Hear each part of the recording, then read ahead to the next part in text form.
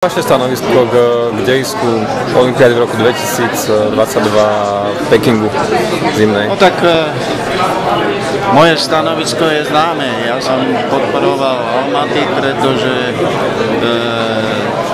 považujem to za prirodzené mesto pre zimné športy. Je to horské stredisko, horské mesto, ktoré už bolo poriadateľom viacerých zimných medzinárodných podujatí. Som trochu sklamaný z toho, že zvíťazil Peking, zvíťazili iné dôvody, možno ekonomické, možno politické, možno bezpečnostné, ale v každom prípade to neboli športové dôvody. Myslíte si, že tam mohli byť nejaké tlaky od nejakých ľudí, že sa takto zvolilo? Že sa bude lyžovať na horách, kde nepadá sneh? Tlaky nie, ale skôr lobbying. No, ľudia samozrejme sú takí, akí sú. Niektorí sa nehajú ovplyvniť, niektorí nie. Niektorí sa nehajú podplatiť, však vieme, že korupcia bola, aj beží a nemyslím, že olympijské hnutie je úplne imunné, aj keď bojuje proti tomu, ale úplne imunné nie. Takže možné je všetko, ale moje stanovisko je také, že skôr to patrilo Almaty ako Peking. Ono sa proti tej korupcii začalo bojovať, keď sa odhalilo to Salt Lake City a tieto prípady Almaty. Sú tam nejaké na to mechanizmy, alebo ako to asi funguje? Mechanizmy sú, samozrejme, sú všelijaké opatrenia, lenže ľudia sa menia, aj v Medzinárodnom olympijskom výbore prichádzajú noví ľudia, ktorí nemusia vždy rešpektovať všetky tieto opatrenia a pravidlá a jednoducho ľudia sú takí, akí sú a nie je to ináč ani v žiadnej organizácii a nie je to ináč ani medzi politikmi, ani medzi starostami a primátormi, ani medzi podnikateľmi a nie je to ináč ani športových. Vy ste v olympionizme dlhé roky. Prevláda teraz skôr tá komerčná stránka, alebo cíti tam stále aj tie pôvodné ušľachtilé myšlienky Pirata Coubertina? Nie, ja si myslím, samozrejme tá komerčná stránka je silná, pretože ten šport potrebuje peniaze, prináša peniaze v mnohých oblastiach, takže tie peniaze hýbu svetom, ako sa hovorí vo všetkom, aj politike, aj športe.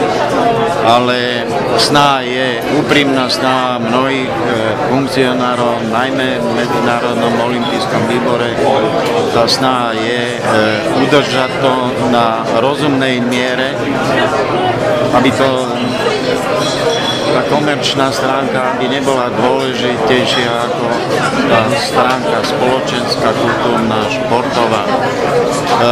Ten Peking možno je taký trošku vykričník, že nevždy sa to musí podariť.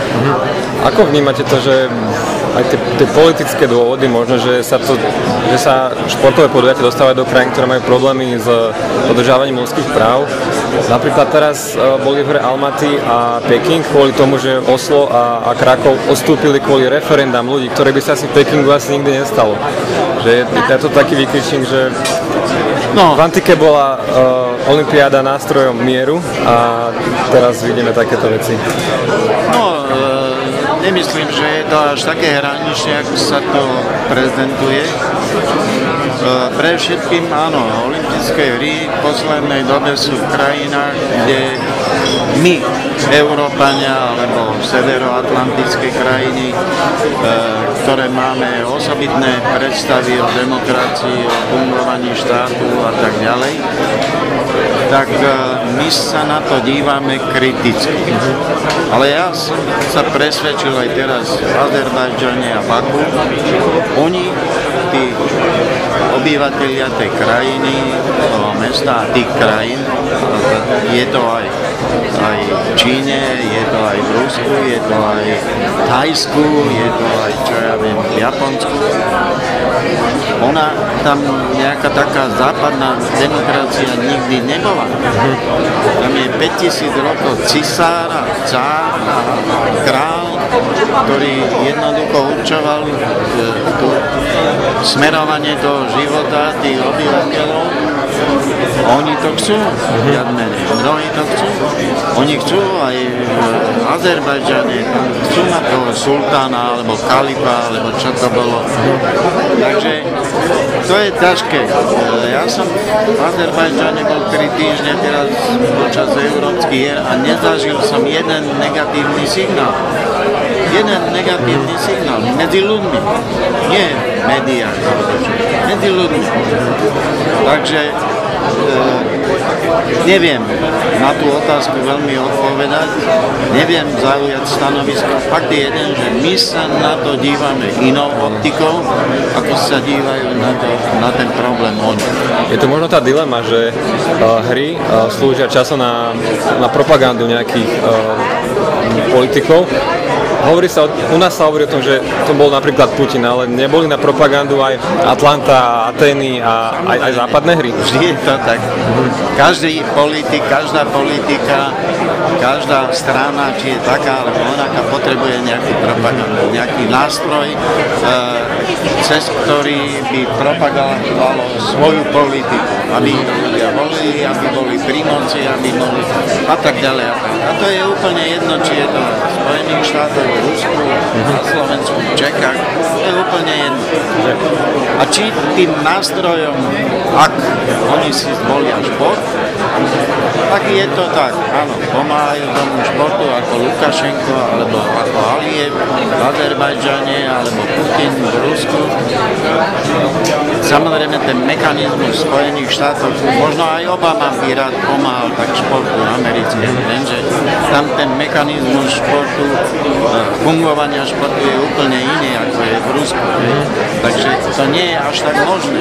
Ale sú tam ľudia, ktorí ten šport ovládajú a sú to miliardári a vedia ovládať a otáčať tak, jak chcú. Takže do určitej miery vždy je to, všade je to. A ešte posledná otázka, že ako toto všetko vnímajú tí športovci, ktorí idú na tie hry? Takéto veci asi veľmi nezaujímajú, alebo čím sú starší? Ja si myslím, športovci predovšetkým idú na hry prezentovať svoju výkonnosť.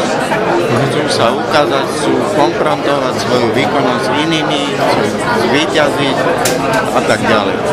Po druhé, oni sa tešia na to. Tešia sa evidentne na 99%. Chcú sa stretnúť s tými supermi, starými kamarátmi, novými kamarátmi a tak ďalej. Toto je pre nich úplne, by som povedal, zanedbateľná oblasť, ktorá ich zaujíma. Ich to až tak veľmi nezaujíma. To sú skôr veľké výnimky nejakých športovcov, filozofov, ktorí sa zamýšľajú nad tým, ale viac menej u nás som sa s takýmito nestretol. Ďakujem veľmi pekne.